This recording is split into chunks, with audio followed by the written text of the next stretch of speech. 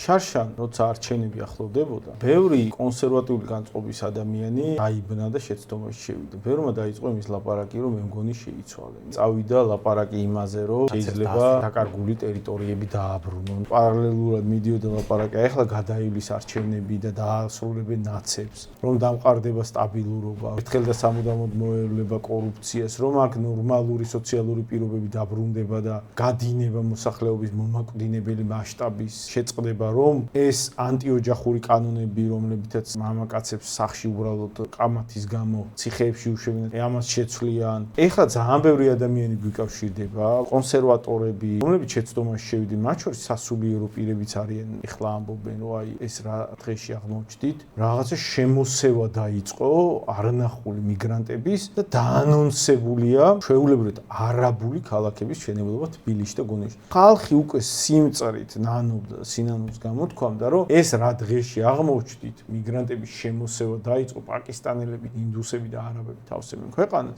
როგორ შეგვეშალა? კიდევ ერთხელ რო არ შეგეშალოთ, ეხლა ამ არჩევნებზე შეიძლება ითქვას, რომ შეიძლება ბოლო შანსი იყოს რაღაცის გამოსწორების, იმიტომ რომ დრო არ მუშაობს ჩვენ სასარგებლოდ და ის გამოწვევები, რომლებიც აქამდე ყოფილა, არაფერი არ არის იმასთან შედარებით, რაც მიგრაციის ტალღებმა შეიძლება გამოიწვიოს. კონსერვატორების საქართველოსთვის